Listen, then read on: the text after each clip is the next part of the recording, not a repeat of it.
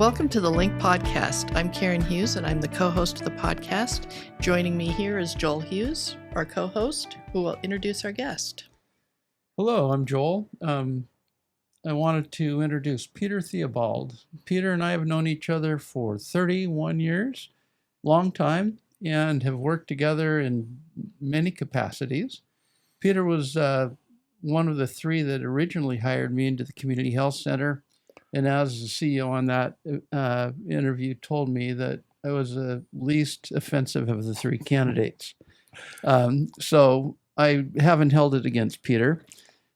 Peter has really been, I think, instrumental in my development. He's a mentor to me, and he has been, a coworker that I've relied on immensely.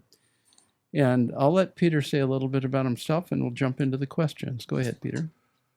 Well, I want to thank you both for having me here today. I've really, since you asked me to be present for the podcast, I've been giving it a lot of thought and actually been really excited about just kind of revisiting the arc of time, from getting into the community health center world to eventually retiring out of it. So, I'm looking forward to the conversation. All right, let's jump right into the questions.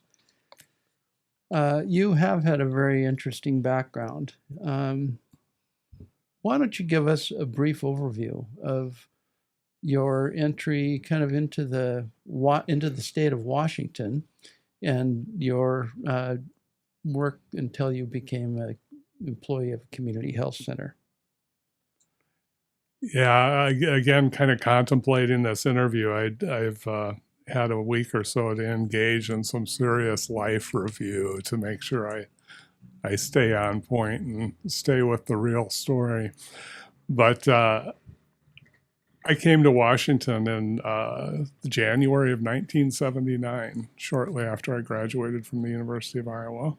And my entry, I guess, into the community health center world, I've always felt was pretty unique. Kind of my story and the circumstance, I think, were really unique because beginning in 1979, I actually spent almost 9 years working as a migrant laborer and as a farm laborer in Washington, in Oregon, following the fruits and just kind of coming to live and be part of that lifestyle.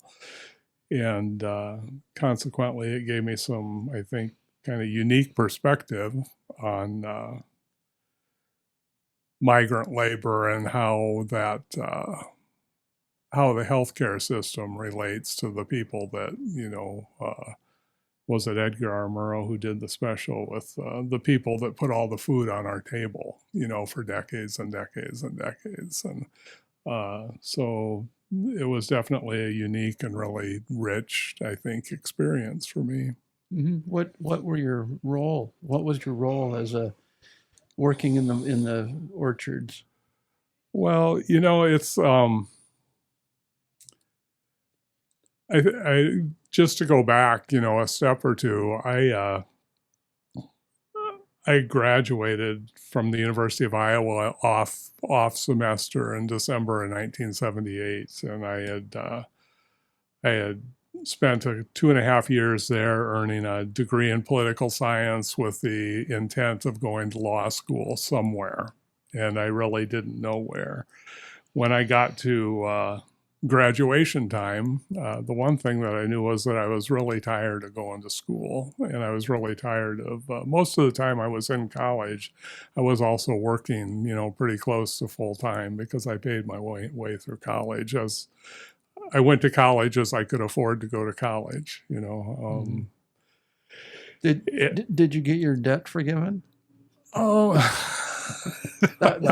We'll Yeah, edit that we'll, out. we'll edit that out. But yeah, don't get me started on that. But I might go back and ask for that. But it would only be, I think, $1,500. So it's like, which they would consider chump change at this day and age. But so what I remember distinctly about my decision to come to Washington was that I'd finished my in order to get a Bachelor of Arts degree from the University of Iowa, you had to have at least 4 semesters of foreign language. And prior to going to Iowa, I had never taken a minute of foreign language in my life, never taken a business class in my life. But and I was completely intimidated by the idea of foreign language. I don't know why. And so, wanting to get through and earn a degree and doing what I needed to do to get the degree, I started taking Spanish while I was in Iowa. And after the first semester, I realized that I really liked foreign language. I was like surprised by that.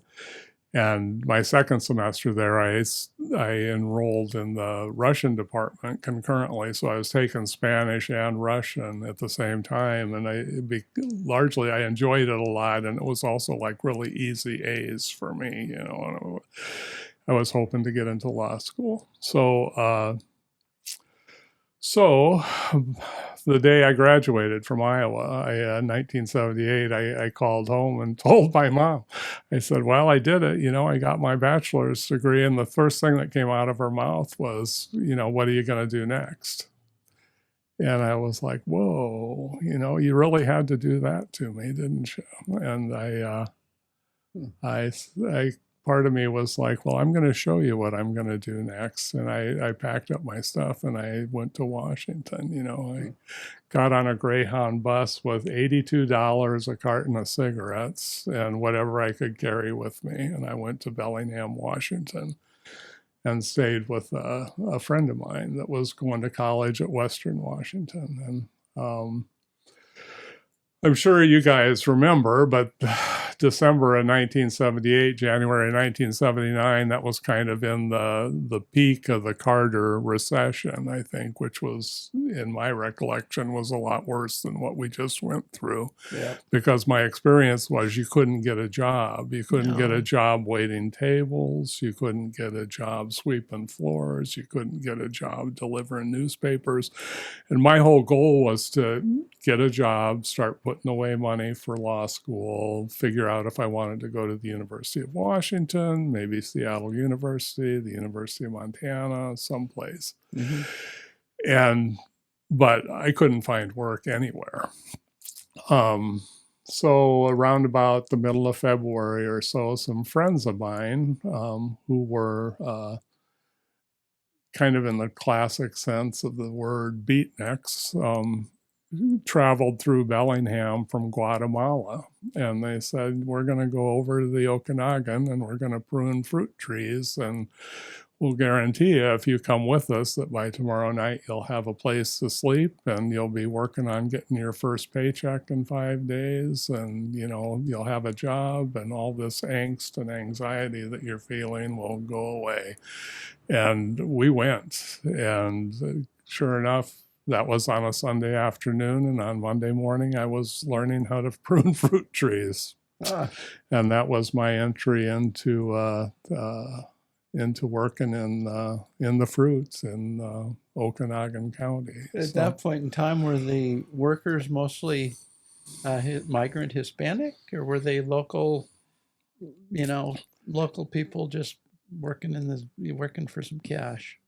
In my experience in Okanagan County in 1979 was that most of the people that were coming through there to work in the fruit were from Oklahoma, Arkansas, Missouri, Texas. And in 1979, there were very few migrant Hispanic farm workers that had made it essentially to the Canadian border, as working up the migrant corridor from Highway 97 from California all the way to, Oroville, Washington on the Canadian border. So When did you see that transition? Or were you working at the time that transition was going on? I was, I think when I really started to notice it was about 3 years later. Oh, yeah. Huh. By 1982 or so, I had become less mobile and more fixed in working with one farmer on one farm in one area in Okanagan County, and and so I started noticing contractors bringing in, folks largely from Michoacan area of Mexico, and so in 1982, that was when the outfit that I was working for actually started contracting with these groups of immigrants from Mexico. So, did they know how to prune? Oh, I think, pruning's kind of a funny thing because once you cut something off a tree and it's on the ground, nobody really knows whether you knew how to prune or not. So, it's gone. But I think that probably a lot of these folks had a lot more experience working in, labor in the fruit trees than I did, when I first started. So. And did you manage them? I did eventually do some management for people. Yep. So is that where you perfected your Spanish? I was talking to a friend of mine about that not too long ago, because she was saying, boy, if you were speaking Spanish in a health clinic, you must have really been proficient in Spanish. And I learned, a lot of, I picked up a lot of skill when I was in college that was very formal Spanish speaking. In the orchard, I would say that you end up picking up a lot of Spanish that's not so formal.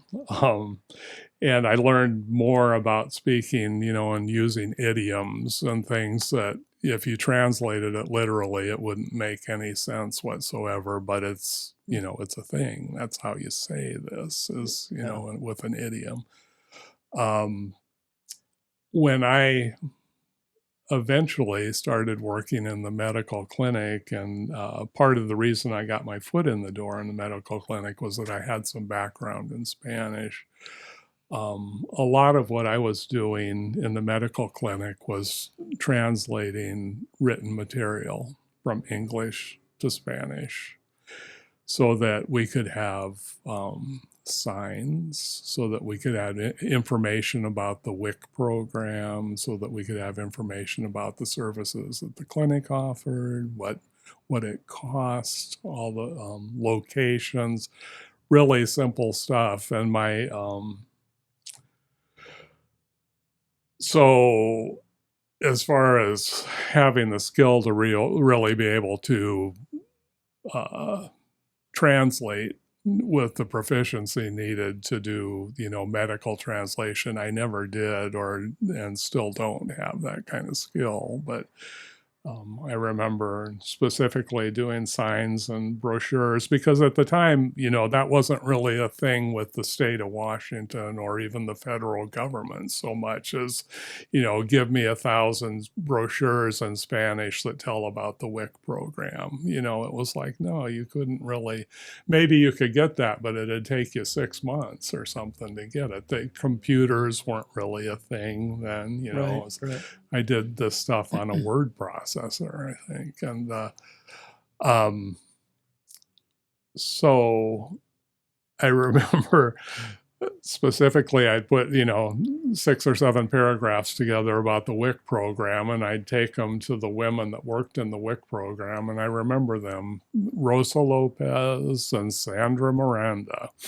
Rosa was from Texas, and so she spoke a lot of Tex-Mex, and Sandra Miranda was from Uruguay, Montevideo, and she was had some college education and was really so she was more formal, and they speak different kinds of Spanish in those two places, but they both would tease me and say, well, professor, who do you think is actually going to read this handout? Because, you're writing in a way that nobody is ever really going to be able to understand. And then they would teach me to write in the, what you really want to say is this, and so they helped me understand.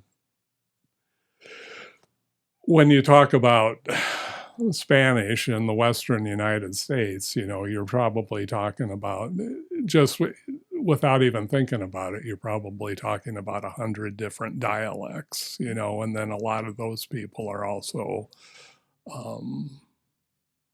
Spanish might be their second language because their first language is actually some sort of, is a native language if they're from like southern Mexico somewhere, Oaxaca or Michoacan. Chiapas. So how did you migrate?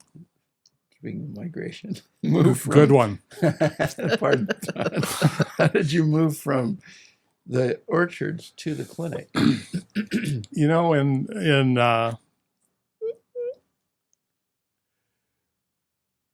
all of that is such a long story, but the short part of that story is that in 1987, I was helping a friend of mine put up a pole barn down around Brewster, Washington, and there were two of us, and we were both up on ladders, and we were putting up trusses that were way too long for two people to be putting up. And my memory says that they were like 20 foot or something long trusses.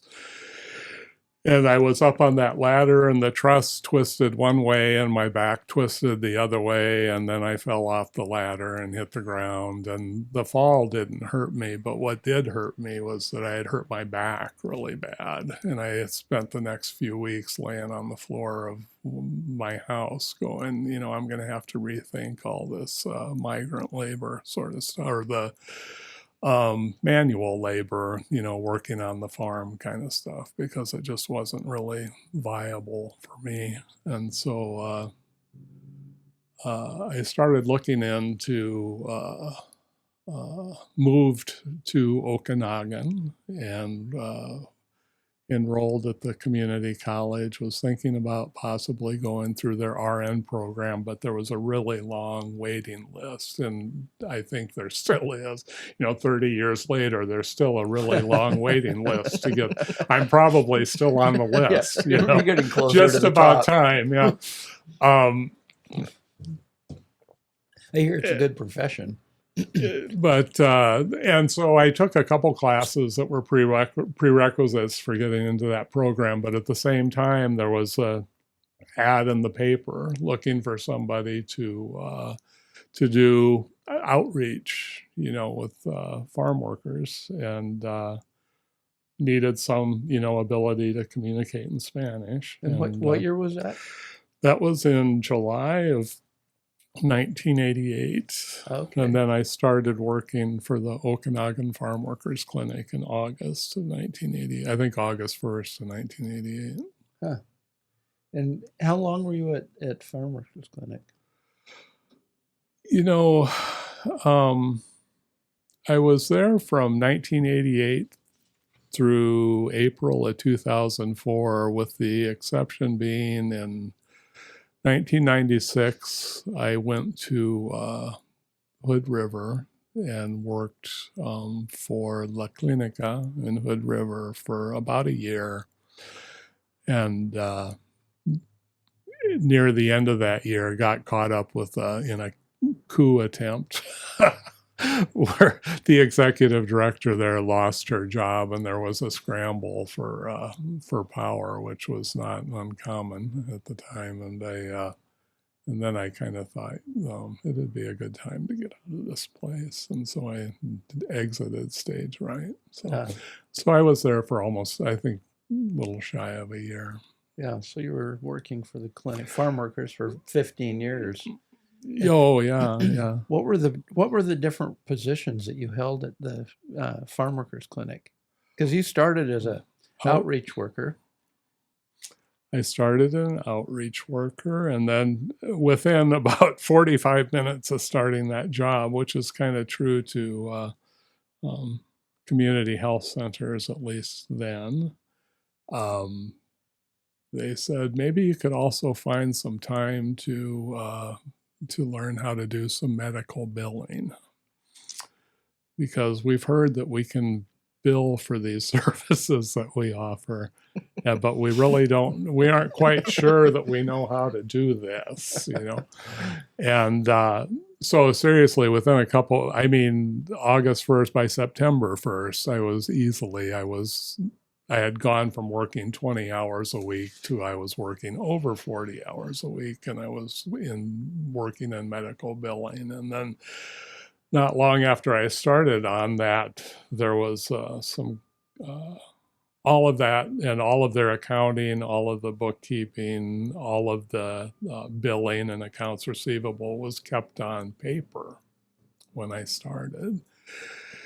And they had a 286 compact computer, and they had an Okidata dot matrix printer, and they were collecting data at the front desk. And it was kind of like, we're pretty sure that we could make a bill out of this if we just had somebody that knew how to do that. Oh yeah, and you just didn't know anything about it either. But it kind of it became my kind of the signature of my career to make myself indispensable, around things that if somebody didn't know how to do it, I was going to learn how to do it. And so pretty soon we were printing medical information on HCFAs and billing the state for, services and stuff. And it's not that I learned all of that by myself, but they had a medical biller there who had she had, spent her whole life doing that kind of stuff. And so she taught me the ins and outs out of medical billing. And then I figured out, well, how can I get this into a computer and out again? And so we made a good team. Good. And then what other roles did you have while you were there? Oh, I also, I ended up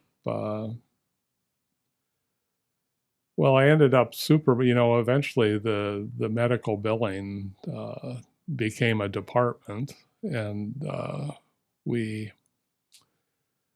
had, I think, 4 or 5 employees, including myself, that were doing medical billing, eventually, and I supervised that for quite a while. And also ended up picking up their human resource management. When I first started with the farm workers clinic, I think that I might have been something like the 12th employee or the 15th employee or something like that. And, that grew very rapidly once we started getting people into the clinic. And consequently, human resources became an issue, which was, again, another thing that I'd seen a lot of over the years, was that these businesses start off small, and they start off, well-meaning and with good intentions and all those things. But then very quickly there becomes a lot of business considerations that nobody really had given a second thought to until there were problems. And so, and then eventually got involved in what would later become known as operations management. I'm not even sure that we had a name for that when I started doing it, but when we ended up having multiple locations for the medical services, and then eventually dental, and then WIC services spread all over the county and that kind of thing, I helped to, coordinate schedules and keep buildings insured and people working and staffed and just all those kinds of things. Kind of just made sure that things happened. Yeah. Like like a business. I remember in 1993 when I started, you were also doing all of the computers. You were the IT director. Yeah. So on top of your, and the facilities director. So you're the IT director, including maybe the billing supervision. Right. You were the IT director and the facilities manager. Yeah, it was pretty much my motivation and all of that, I think, was that I really believed in and was really excited to be working for someplace that had a purpose, that was organized around making things better for people, So if somebody asked me to clean the bathroom, I was going to clean the bathroom. I just didn't matter as long as if something needed to be done.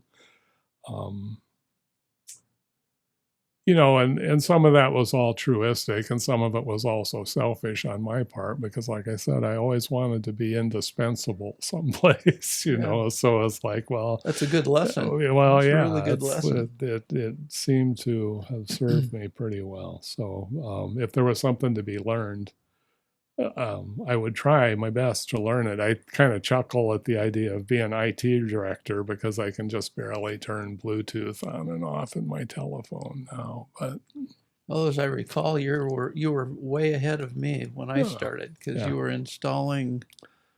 What was it called? You were installing, I think, like what are they?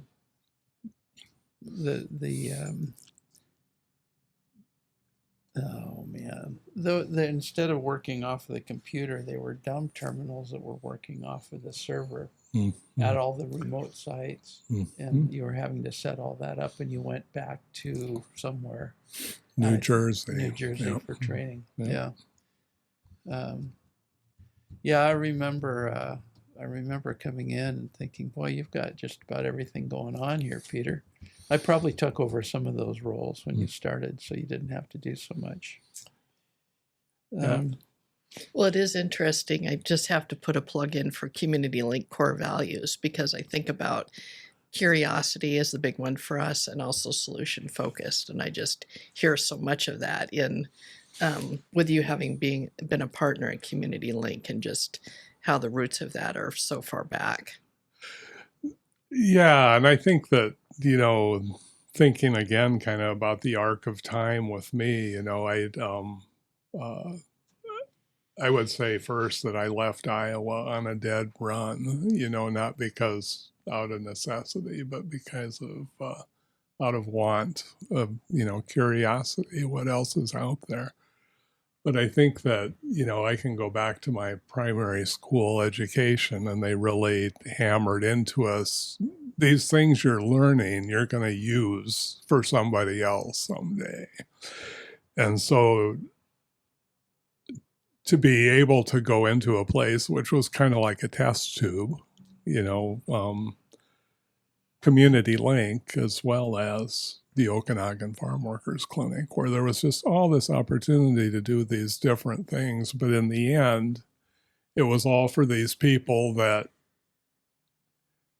were just trying to access health care. That's all they wanted,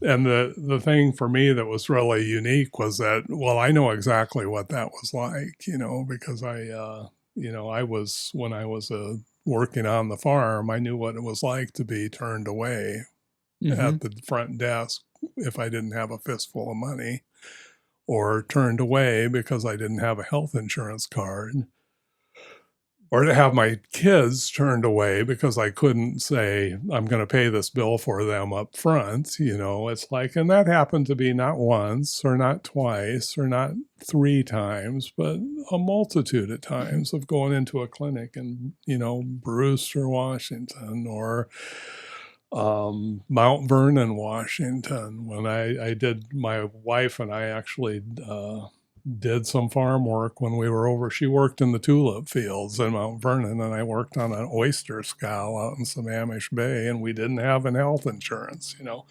We were probably, between the two of us, maybe we were making $12 an hour, and putting in about, 20 hours a day.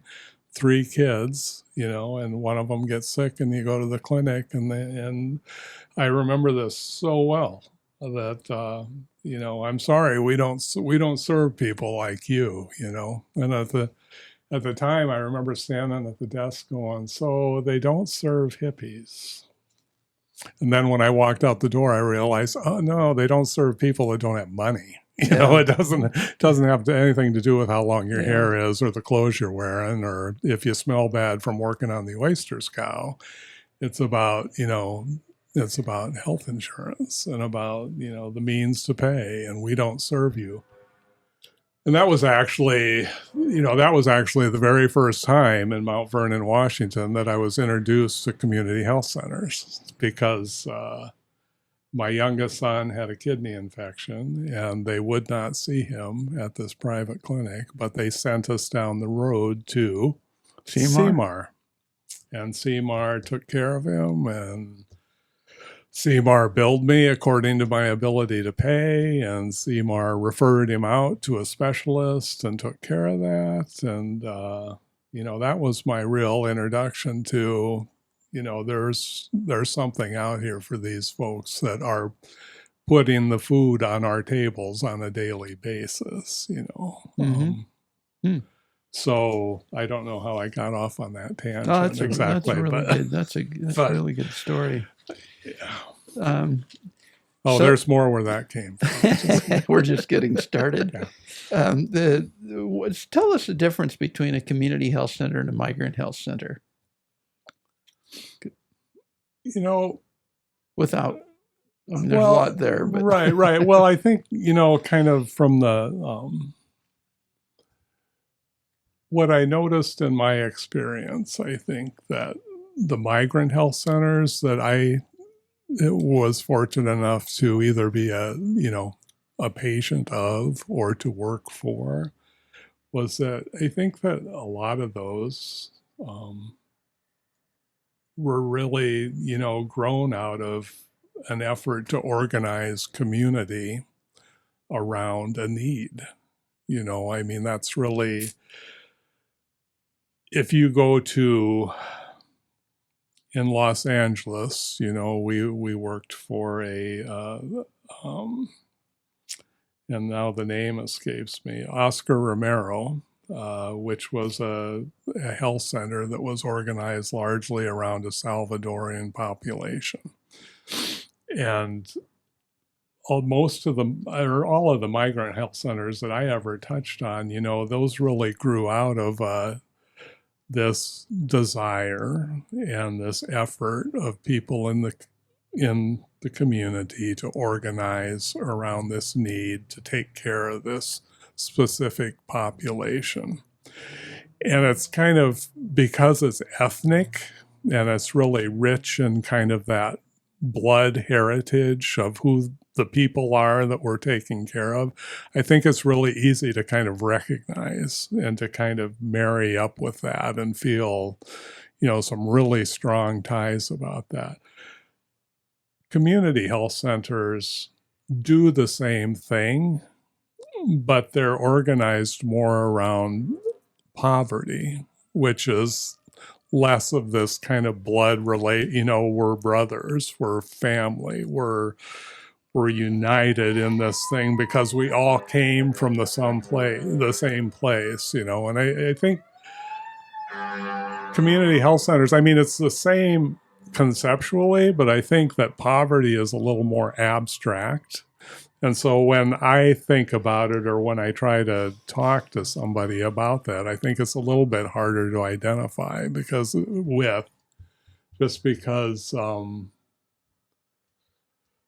I might be very in tune or, in touch, tied to my northern Western European roots.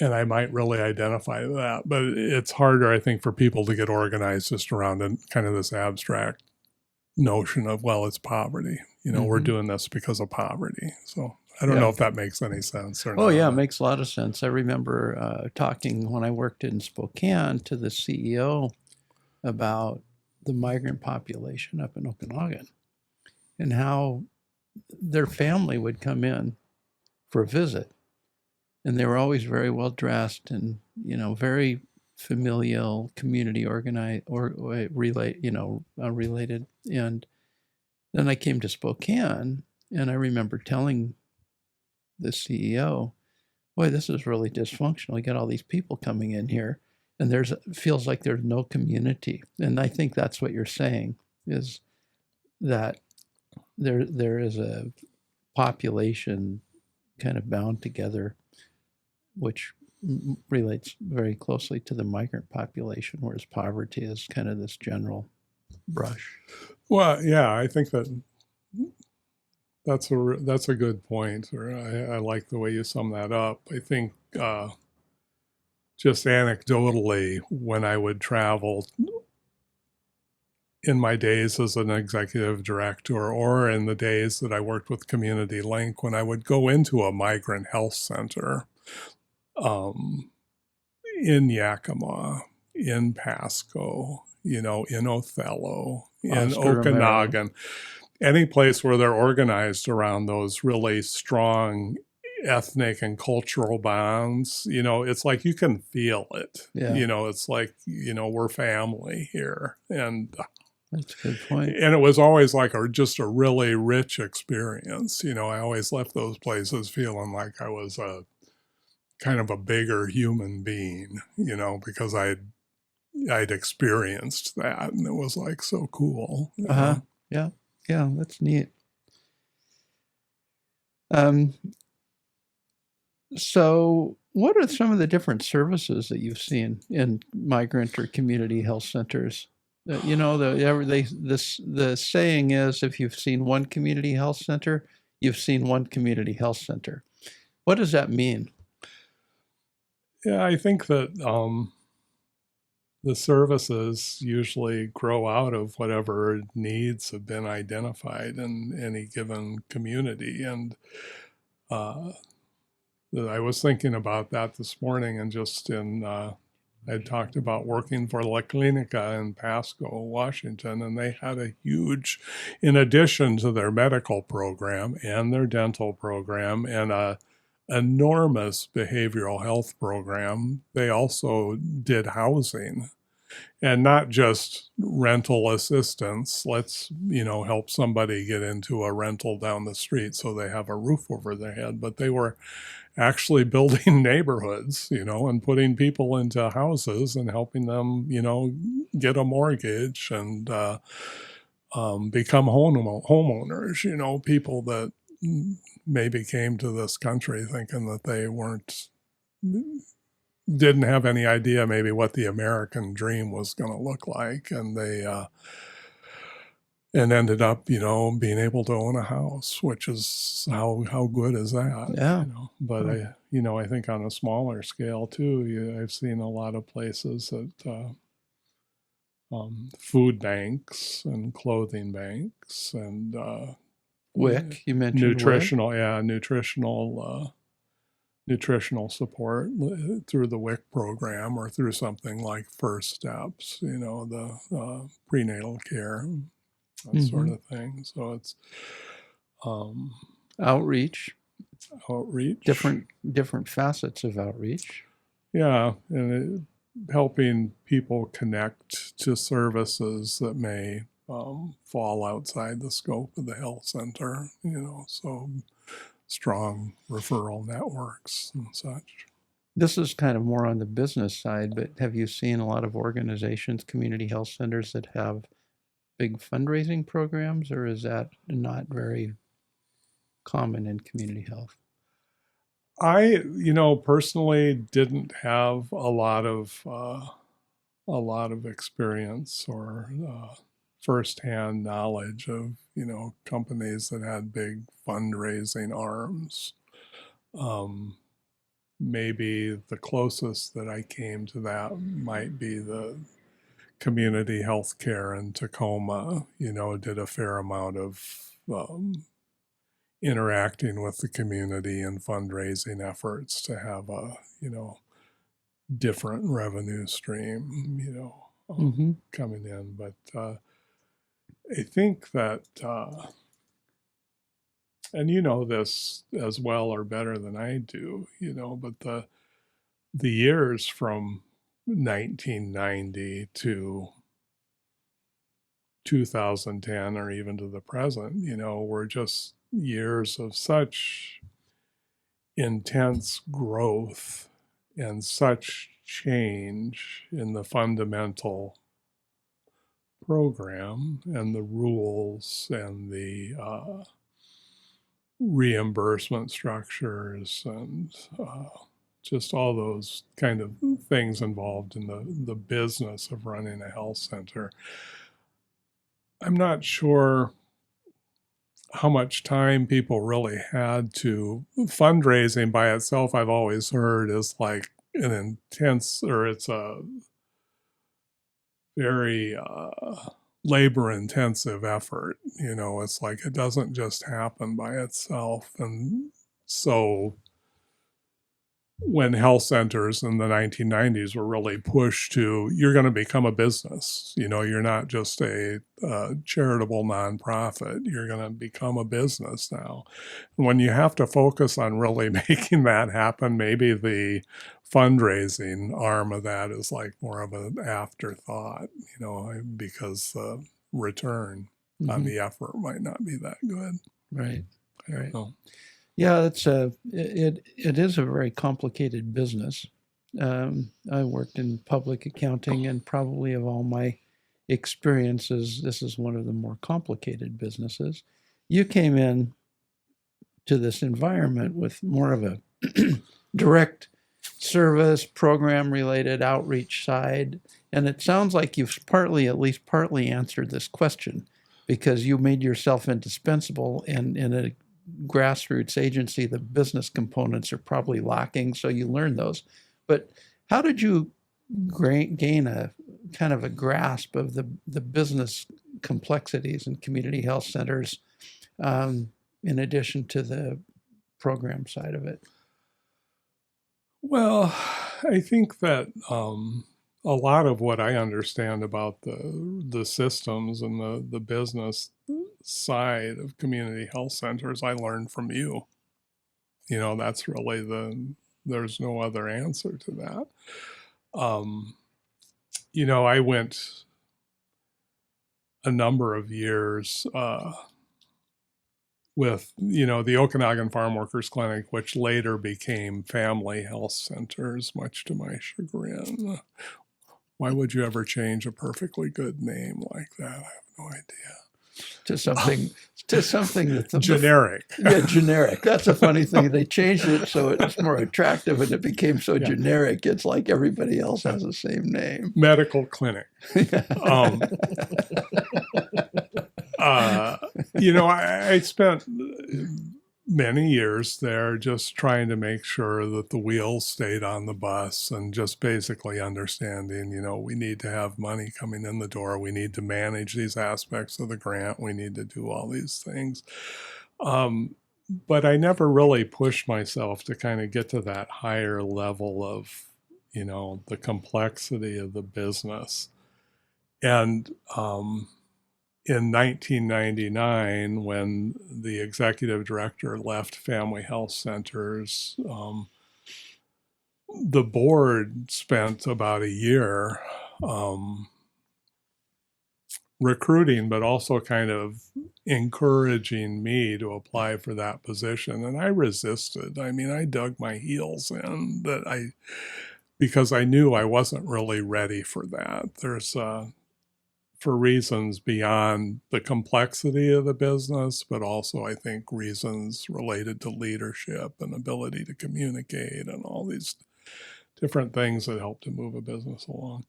Eventually I acquiesced and ended up in that role. And I had some success. I had some upsides and downsides with that, but I was never really happy. Never really happy. And I ended up stepping away from that, and I spent 2 years in graduate school trying to figure out the things that would make me a better person, and also just kind of a better leader or better person to work with, And so I think that after I finished graduate school, I really felt like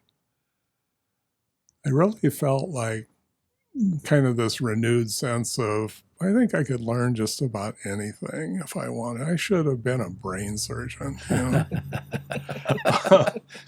Maybe a neurosurgeon. Yeah, I'll go back and do that. Was that when you confirmed the fact that at the age of 3 or 4 you were smarter than your parents? That's pretty much, yeah. Yeah, at the age of 3 or 4, I knew I was going to leave Iowa. So it's like, Karen had a similar revelation about 4, didn't you? yeah. Karen and I have a lot of similarities, I think, but except she's a lot smarter than I am.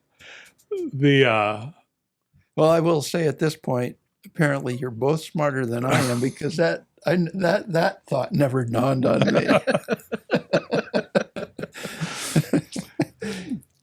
So I lost my train of thought there a little bit, but I felt like I could do anything. And then when I came to work really with Community Link, I feel like I kind of pushed myself to this other level to really understand the financial side, you know, of the business a lot better than I mean, I always understood it, but I really, now I'm going to get into the details, you know, and really understand that better than I ever did. And I think that just made me I was more rounded because I had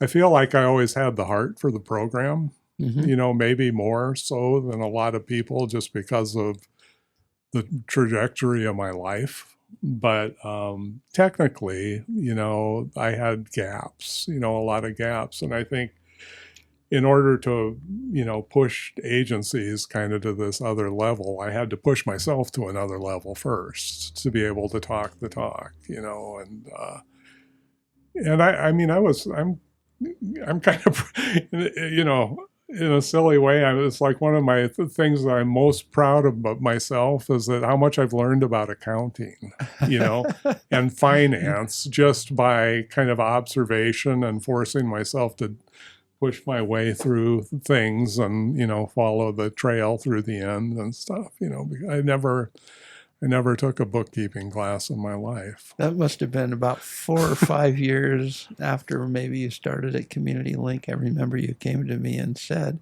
I think I know more about finance than most of these CFOs. And this, no way, you know, disrespect intended in no way at all. But I found, you know, when I would get called in for an engagement that I had spent enough time digging around in the details of the business that people kind of assumed that I was an accountant because I could actually, you know, read their balance sheet and tell them what it meant, you know, or things like that. Yeah, well, I remember one experience. We were on a plane, I think, heading, may have been to Portland, I can't remember. And one of our accountants put together a budget. And as we were sitting on that plane together, I think we basically redid the entire budget because of the mistakes that were in it. We actually felt pretty good about our presentation at the end of the day. Mm-hmm. So as this industry is maturing and it's becoming more business oriented, has been for years, you end up now with CEOs who might not have the same background that you've had. As I look over a lot of the CEOs that were working when I started and when you were working and have now retired, they came from a real grassroots position, whereas CEOs today are coming from a business background. What suggestions or recommendations or thoughts would you pass on to those individuals? Because the kind of the intention of this program hasn't changed for 40 years. No, I think that's a good, you know, observation that in my retirement, you know, being able to kind of reflect on things. And I think of people that I was on the board of directors with at the community health plan, you know, and to a person,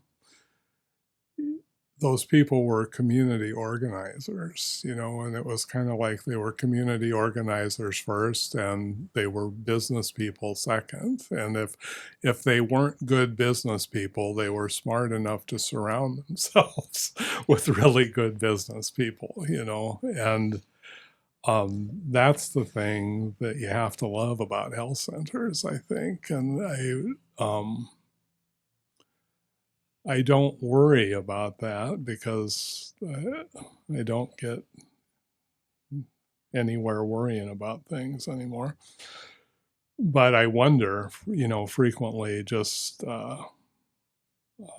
where it's going to go if you lose touch with, if you become just another medical clinic, if you lose touch with really what was the purpose and the intent and really the heart and the soul of what this program was all about. Mm-hmm. And I'm not sure how you pass that kind of institutional knowledge, but also that institutional, it's almost like emotion or sentiment, heart onto the next generation or the next group of leaders that come in. But I feel like it doesn't matter if you're talking about health centers or you're talking about your family or you're talking about the educational institutions you're affiliated with. People always say, don't lose touch with your roots, Mm-hmm. and so I think that it's important somehow for the health centers to continue to stay in touch with that. Mm-hmm. What grew out of 1965, which if you talk about community organizing, then 1965 is kind of like right in the middle of all of that, and it's a big deal, Mm-hmm. So I don't know, other than I guess you guys could put me on the road to go start talking to people about this stuff, and I could probably do that. I think that would as be long as it didn't involve numbers or spreadsheets or anything. that would be a good job. That would be that'd be like my dream job, I think. So yeah, it's you think about the need that exists, and that hasn't changed. Or if anything, it's gotten larger. So there's a socioeconomic group of people out there who are at or below poverty, who struggle day to day just to make ends meet. Am I buying prescriptions or am I buying food? And as the community health center industry migrates towards a business model, it seems like it's inevitable that some of that would be lost. And how do you, as you said, how do you transfer that or transition that institutional knowledge, that heart that comes with the community health center to generation after generation, so those needs are still met? There's still an understanding that we're all people, even if we don't have a lot of money, and we need to be treated with respect, and we need to treat others with respect. So that's really powerful. Yeah, it is. And that's really one of the original ideas behind this podcast, was taking that opportunity to talk to some of those CEOs who were involved in the beginning and who are retiring and passing the baton on to the next group, is to make sure that we're taking some time to preserve that.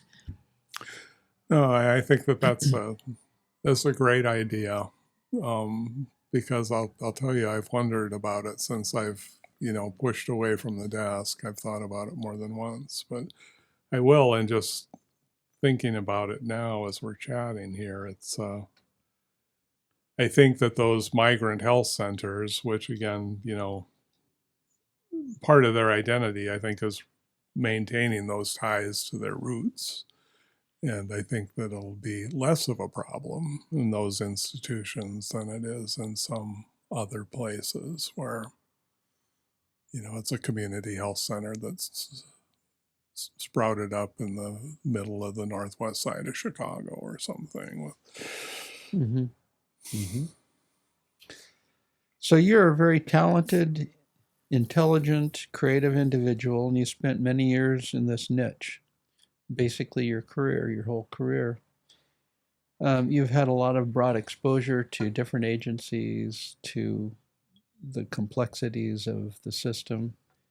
What in this industry has satisfied that kind of intellectual and creative ability and need that you have? Well, I think, again, it goes back to really, I think about the first 9 years I started in school as a kid, and the kind of culture, which had its upsides and downsides, but really the culture there where the expectation really was that you'd use your skill, somehow to help the next person get the leg up, and to me that it was interesting going, from an academic environment at Iowa and then ended up in the orchard. And it was a lot of people over time have kind of said, well, that must have been really strange for you or hard for you, or geez, going to that kind of, what were you doing that kind of work? But that was really one of the first times in my life I felt alive, Yeah. It's like really a positive experience for me. And I think it gave me kind of the insight and the experience and the basis for it to be able to step into that career and say, okay, I've seen what I want to change, and so now I get to actually participate in that and make it happen. And not only in just like one little niche, but I really had a broad, it goes back to Karen's comment about curiosity, it was like at every turn, people like Chuck Silloway, my first boss, Bob Cavaney, the deputy director, Andy Anderson, all these people just gave me, these opportunities to run with it. Here it is. You want to learn how to write a grant? Here, take it and run with it. You want to collect data, on this population and present some kind of an analysis, write a paper on that, take it and run with it, and so over and over, I think it was the exposure to so many different, kind of disciplines or different opportunities to do all these different kinds of work, but also inside the context of this thing that I feel really passionately about. So, I don't know how it just doesn't, I don't know how it gets any better than that, Oh, good. So as you've looked over all of your career, this program started, 65? Mm-hmm. At this point, what would you say to Congress or the head of the Bureau of Primary Health Care about changes they could make? Anything? I was looking, as kind of an anticipating, chatting with you folks, I was looking over some stuff this week, and I think now health centers serve maybe 35 million people, something like that. That number sounds right. That sounds somewhere in there. I think that's about right. So if you take the population of the United States, and you probably can say that there's a certain percentage of 350 million people that don't see the doctor at all. So health centers are the network for over 10% of the population, and so that's statistically really significant, in the sense that there's this huge network that's serving people that otherwise would have probably a limited choice of getting in to see the doctor. And we invest in it regularly, over the course of 50 years. Is that right? Probably 50 years. Yeah, almost 50 years. So we have no trouble investing in it year after year after year. We keep growing it. We keep making it bigger. We keep making it better, I think. And yet nobody really understands what it is. My own family was like, so tell me what you did for your, how is it, what did you do out there anyway? It's like you must have gone crazy out there or something. So I think that one thing that as a country that we could do is just acknowledge it more. It's like, because it's it's a big deal. It's a huge deal, and it's a tremendous asset that is kind of like flies under the radar all the time. I think that also being able to really acknowledge and really call out just the good work that all nonprofit organizations really do in this country. I've talked to an awful lot of people who have there's kind of occasionally you'll run into somebody who's got heartburn over nonprofit, because, well, what's it mean to be a nonprofit? How come they get to do this, but I don't get to do that, And so what's the difference? And it's like, well, the difference is, it's serving a purpose rather than serving shareholders, Yeah. And I'm not sure that people generally that's how well that's really understood. That's a good point. I think that's a really good point. That's another job opportunity if you're ready to unretire. Yeah. So after you left Family Health Centers or Okanagan Farm Workers Clinic, you worked for a consulting company, Community Link Consulting, that served community health center CHC clients all over the country. In your opinion, is it harder to operate a rural or an urban community health center? And I think that my experience was that rural clinics were a lot harder to figure out just because resources were much more limited. And we've all talked about this before, but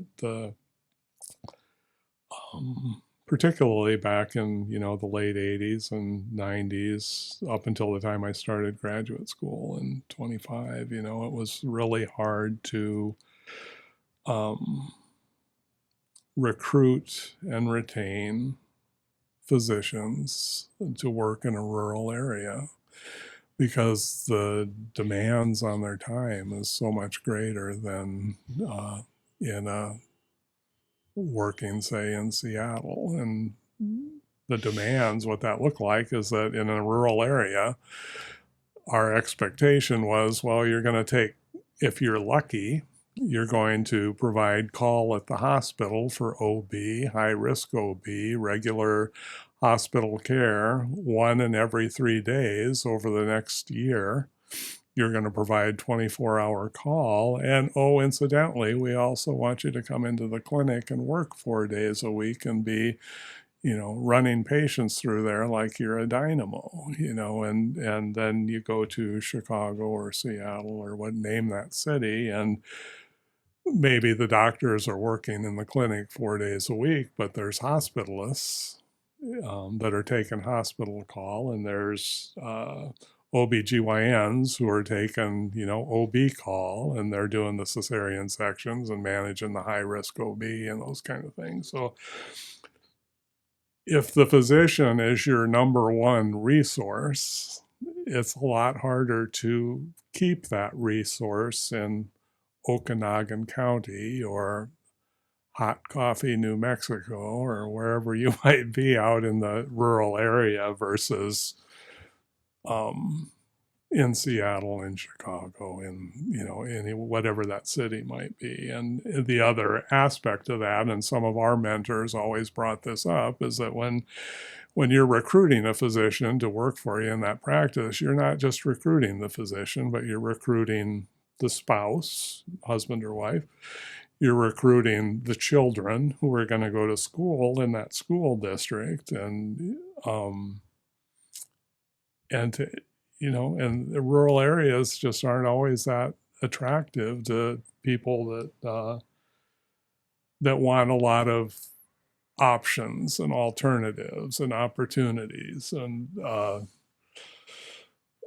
so in a rural area, a lot of the time you're really relying on not only you're a physician, but you're a physician that has this altruistic, bent where you can forego all these other things, joining the golf club or, whatever that thing might be that you wish was in the rural community. You're going to forego all those things just because you really believe in what you need to do here in Brewster, Washington, Bridgeport, Washington, whatever that little town is. Right. Yep. So it's a combination of resources for patients and also resources for the family and the physician, or doctor, the provider, but also their extended family. Yeah, I was actually working out in my head last night a different model. Wow! Heard here for the first time for rural area. Well, it was just something that was like, we really should have tried this to see if it would have worked financially, but this is like. What is it? Well, I was just occurred to me that was like, so what if you gave that physician what they really dream for is that your primary responsibility is that we're going to keep you focused on the hospital, and that's what we're going to pay you for, and we're going to pay you to supervise this army of ARNPs and certified physician's assistant.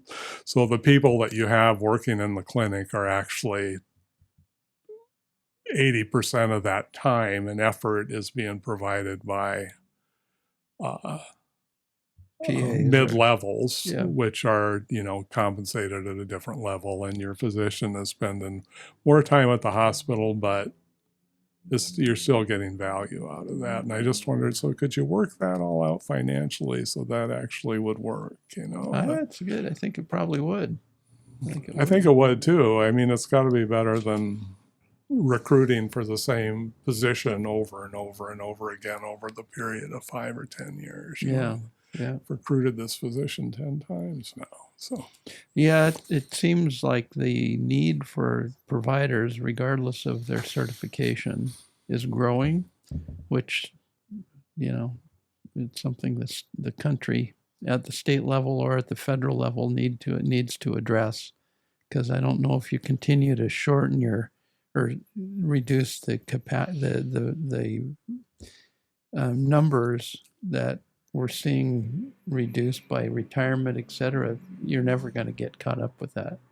But anyway. So what were some of the, when you look back in your role as a CEO, what were the highlights of your successes? Yeah, anything specific you really want to call out? Oh, over the period of time that I worked with the Farm Workers Clinic, which is the name I prefer to use. I caught that.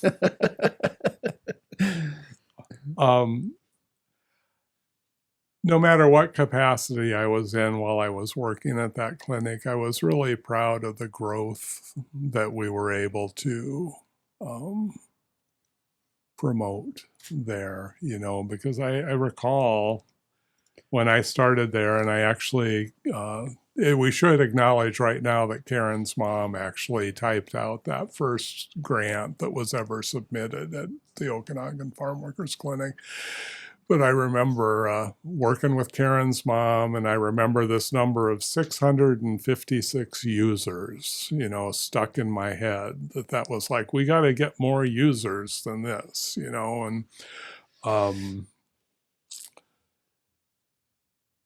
and I know that now, and again, what are we looking at? I lose track of time, but it's like, 30 some years later or something. And it's like the number of users in Okanagan County, that's it's probably I know it's more than a third of the county now is a user of the health center, which is somewhere in the neighborhood of like 12,000 or more people. And that's old data, so I don't, I haven't looked at data for 4 years or so.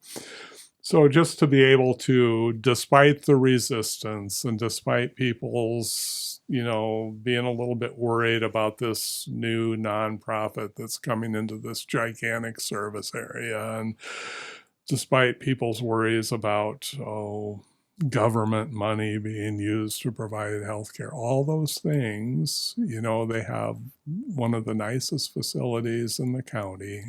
They serve a large percentage of the people that work in the county. They provide dental care, which, before I started working there, you'd be lucky to even get into a dentist, and dental care, behavioral health care, medical care, the WIC program, outreach, just everything. And not just in Okanagan, where we started out with one clinic, but it's in all over the county now. You can go to the clinic, I think, in the Methow Valley, or up by the Canadian border, or down in Brewster on the south end of the county. One of the largest geographical, landmass as far as county goes in the country. And I was always just really proud of the growth, because it seemed like everything we did in the end contributed to that. And it was like, well, obviously it was needed a lot more than people were willing to let on, So yeah, a lot of fights to get there. Yeah. And then I think just, as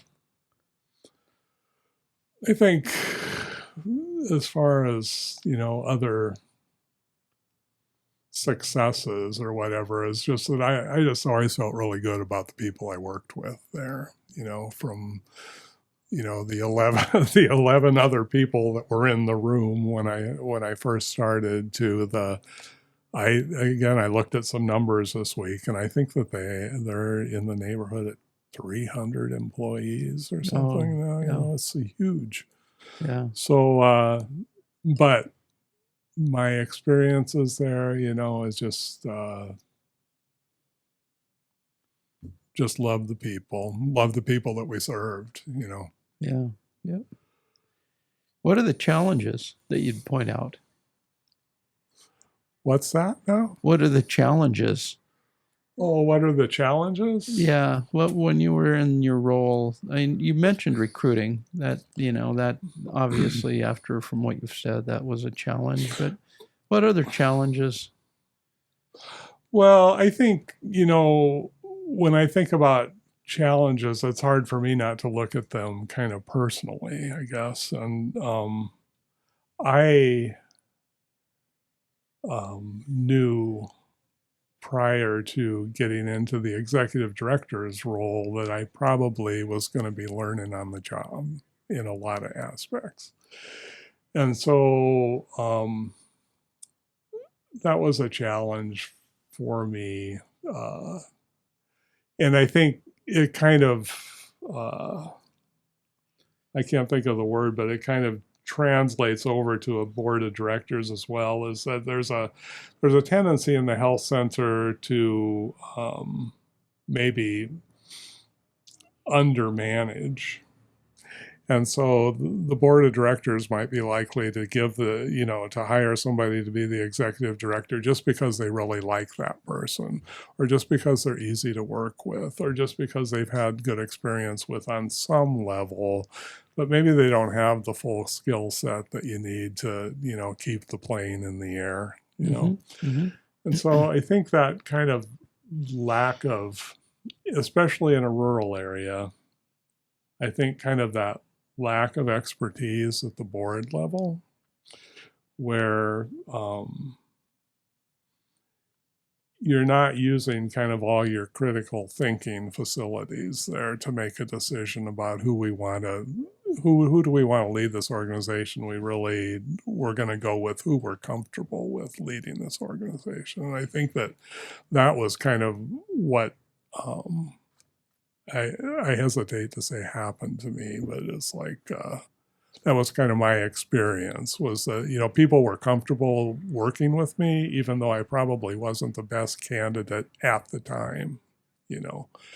I needed, 10 more years under my belt before I ever accepted a job like that. And so I think that it's been interesting in working at Community Link and working with other health centers around the country. And you see that mistake kind of repeated, over and over, where it's easy to hire internally. It's easy to hire somebody that we're all comfortable with. And making the hard decision isn't always, or having the hard conversations isn't always the popular thing, So does that make any sense? Yeah, it makes a lot of sense. I think I would add to that you have volunteers on a very complex board, or on the board of a very complex organization. So oftentimes they really aren't sure what they're looking at. I remember one of the board members at some agency I was talking to they just terminated the CEO, and they said, we really tried to understand what we should be looking at, but we don't really know. Nobody's said to us, this is what you should be looking at, and we really don't have anything that we're looking at. So it's kind of like it's inevitable that some of those agencies would fail, or their leadership would fail. But you were, over the course of years at Community Link, you were in multiple organizations working in different capacities. And whether, people recognized it or acknowledged, you were filling a role of leadership.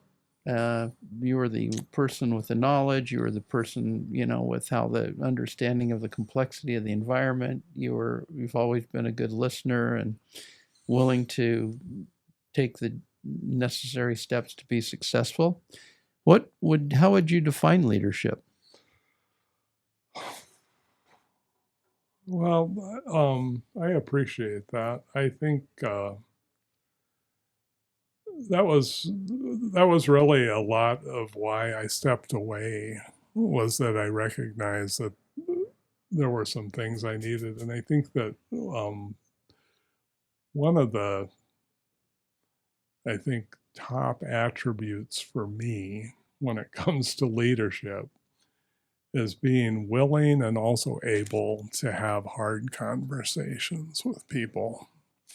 And that was really, there were a couple of things I got out of my graduate school experience, and that was one of them, was learning how to have conversations with people and not kind of internalize that and make it about, this is me and I'm really uncomfortable. It's more like being able to sort of disassociate yourself from having this is the situation, and this is where we're trying to get, and help me understand how we're going to get there. The other thing I think out of graduate school that I got was just this realization that, all of us, if we put our mind to it, we can accomplish just about anything. And if we work together and put our minds to it, that's just a force multiplier there, so. Mm-hmm. Mm-hmm. So I think leadership, for me, was really about being able to have hard conversations with people and helping them envision, so tomorrow, where do we want to be? Let's talk about how that's going to look. And then also, I think people want to be inspired. I think that was something that people did get from me kind of all the way through my career, was not that I'm so inspirational, but that I had a really deep tie to the purpose of the program. Yeah. It meant something to me, and I was inspired about it. Right. And by golly, you're going to be inspired about it too. Yeah. So that's good. Yeah. That's good. So, yeah. And that leads to the next question I wanted to ask.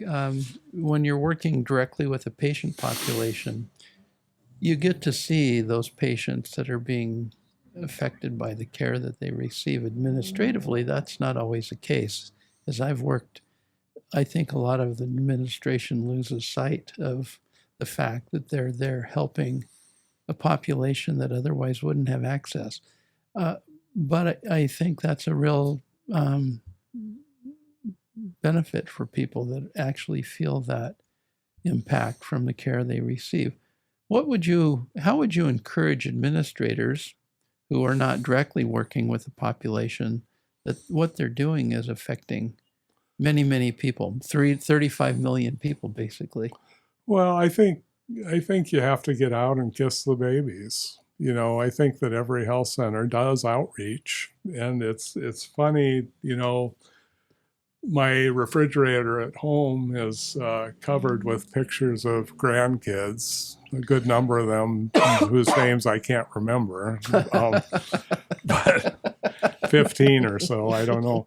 But Jill has one picture of me on the refrigerator of I'm on my knees and I'm fitting little Hispanic kids with bicycle helmets. And we're obviously in the picture, we're having a good time, And I was fortunate in that I had a tie to that community.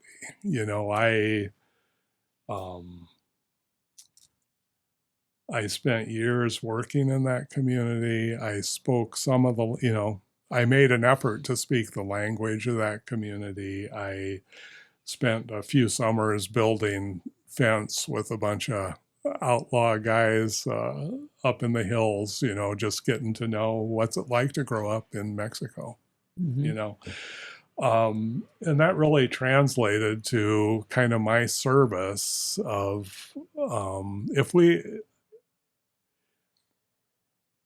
there's opportunities for leadership to be present in the lives of the people that they serve. There's always an opportunity. If you're not out there doing things for the people that you serve, then I don't know what you're doing. Right. So yeah. Even if it's in your waiting room, or even if it's at your front door, does somebody need a bottle of water? They're people just like you and I are people, and there's plenty of opportunity to meet. Yeah. So any of you out there listen to Peter's advice, spend some time serving. Yeah, I think get down and know who your community is. Yeah. Yep.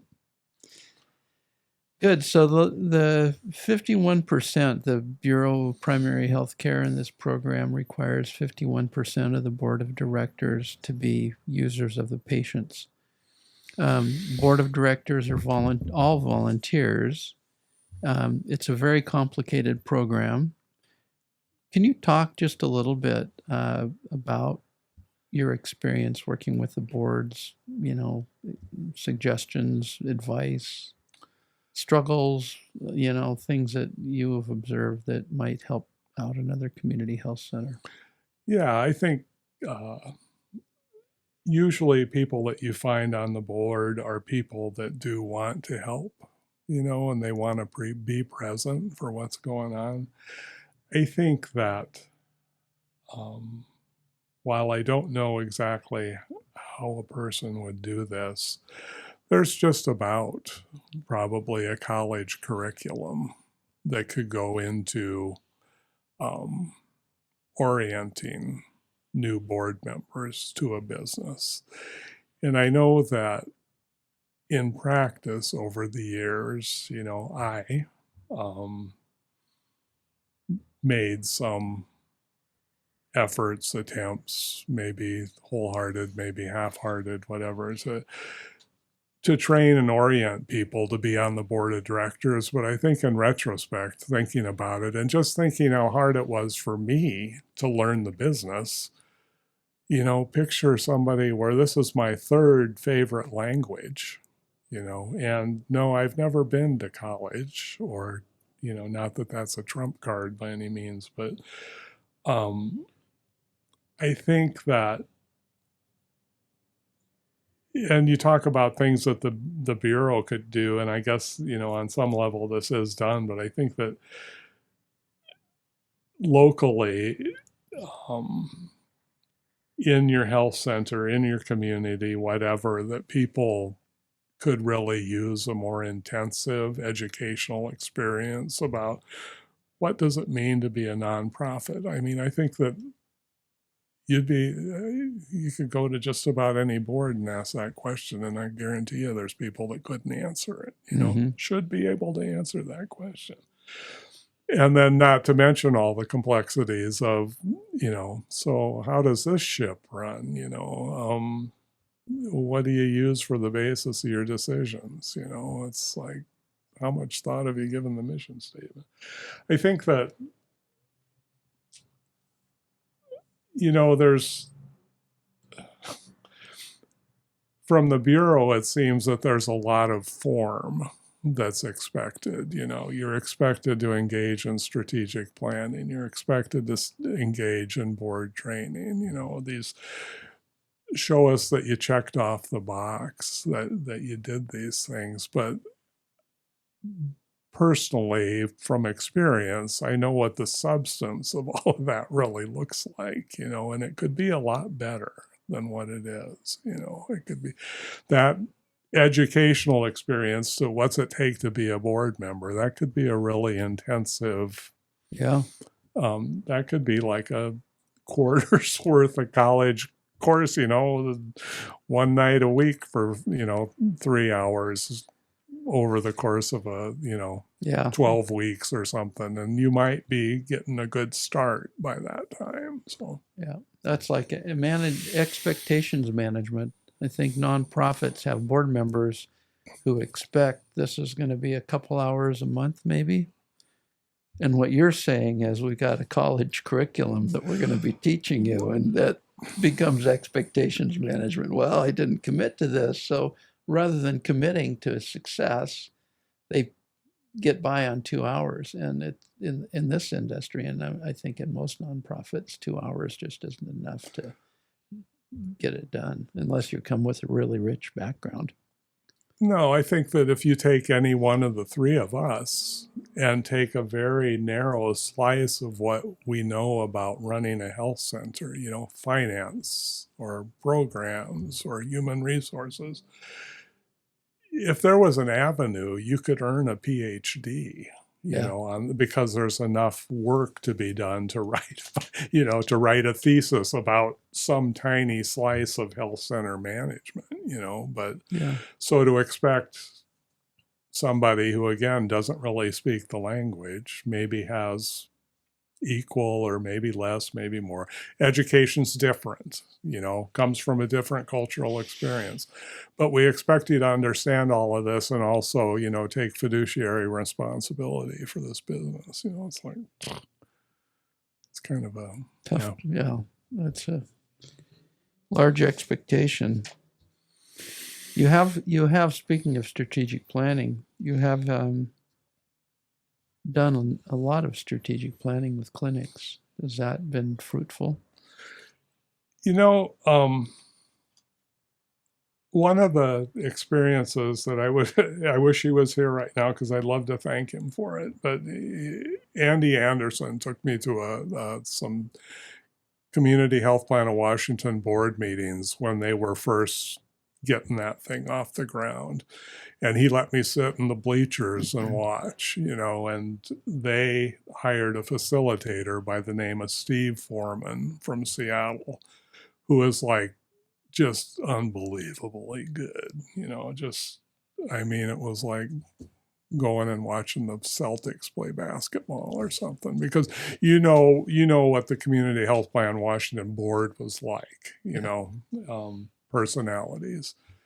And he just was really good working that crowd. And when I watched him do that, I thought, boy, I would love to do that someday,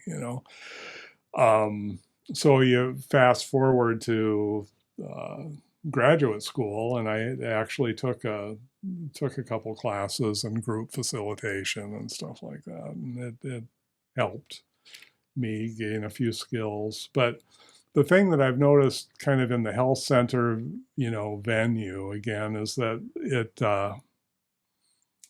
a lot of that expectation is around form. Show us that you met and that you took notes and that you came up a plan with the next, few days or whatever. And, but I had a hard time personally getting a lot of substance out of that. And I think the difference is when I was observing those Community Health Plan of Washington board meetings, they had some big issues, really big stuff, business-wise, money-wise. How are we going to be organized? How are we going to govern ourselves? How are these things going to happen? They had some big stuff to come to agreement on. We have to make agreements around all these things. In the health center, what I usually found was that, we're basically in agreement. We're doing good work. We've got a little less money than we wish we had. We sure could use a clinic in the Met How. And what's for lunch? and I in no way mean to be disparaging or anything like that, but it was just like hard to get to the really meat of what is it that we want to do. The Bureau has these expectations about you have to engage in strategic planning, but on an annual basis, how much does Adams County Health Center, how much planning do they have to do? Strategic planning do they have to do? How many outside entities are they actually interfacing with and maybe have conflict with or have to work out, arrangements with? How much do they not know about the money they have in the bank this week? So it was, that for me was not my most fulfilling. I enjoyed going to the health centers because it was always like, I hate to say it, but people were glad to see me, and that's always a good feeling. Yeah, that's you gotta love that. You don't have to hate to say that. That's why we're here. But it was hard to get down to, so do we have any substance here that we really have to work out? Or are we, a lot of the time people were like, we're pretty good with where we're at. Last year we said we were going to try to work toward, opening this clinic in New Meadows, and we're almost there, and, there's only 3 towns in the county. How much are you going to expand? So, So I think, strategic planning, I think, is a little easier for me to understand when you're dealing with organizations that are still unsettled. They have unsettled questions, whereas you go into some county where the health center's been there for 25 years. They have a presence. They've got the biggest footprint in the county. I don't know how much planning you can do. Right. But you're expected to. Yeah. Well, I think part of that in that new agency that you're referencing, that it is valuable from that perspective. True. I think it's really easy. What I have found is community health centers have a revenue stream that a lot of nonprofits don't. So they become maybe not rich, but they become financially viable. And all of a sudden, you've got everybody in town coming to them saying, can you do this? Can you do that? And you get this mission creep. And I've seen them where they really aren't focused on what they're supposed to be doing because they're trying to do everything for everybody. And they can't. They have too many things going. Well, that's a good point. Yeah. That happens. So now that you're retired, Peter, do you miss it? I heard somebody say this recently on the television, and I can't even remember who it was. That was probably in the middle of a nap or something. But I think that this conversation has been like a lot of fun. and I do miss that, kind of the intellectual stimulation of that. But on the other hand, Tom Petty said, I don't want to still be playing when I suck. and I definitely, I said it the day that I told everybody I was going to retire. I said, I'm really tired, Yeah. and I wasn't really feeling like I was at the top of what I was doing anymore. It was just time for somebody else to do it. I could sell that mission stuff all day long. If you want to be connected to the mission, just talk to me. I do miss that, but as far as grinding out, 75 pages of narrative for a grant application or some of that stuff, I just don't have it in me anymore. I just, as I barely have my vision anymore. So I think that whoever was looking out for me kind of physically, interestingly enough, I retired at exactly the right time because I couldn't do the stuff that I used to do. Yeah. So it was a good timing too, because it was at the very beginning of COVID. So a lot to do. A lot of changes too. going on. Yeah. Any last comments? Oh, no, other than, like I said, this conversation got me all, you guys can probably tell that I spend way too much time alone, not talking to anybody. Because I could go another 4 hours and probably never take a breath.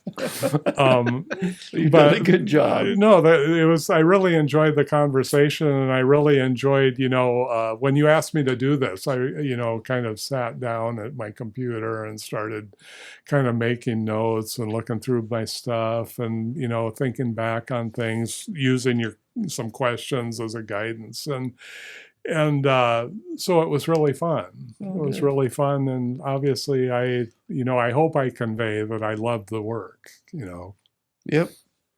And thank you, Peter, for your contribution. All Oh, the you years bet. you put into this at every level. So thank you for the work and the time and the friendship. Oh yeah, no, well, the best parts of it was working with the two of you. So Oh, thanks. Do you have anything, Karen, you wanted to? No, thank you. I really appreciate it. It has been a lot of fun. It Yeah, has it was. been fun, yeah. we should do this every week. the Karen, Peter, and Joel show. That's right. All right. Thank you very much. All right. Thank you. And that concludes another episode of the Link Podcast.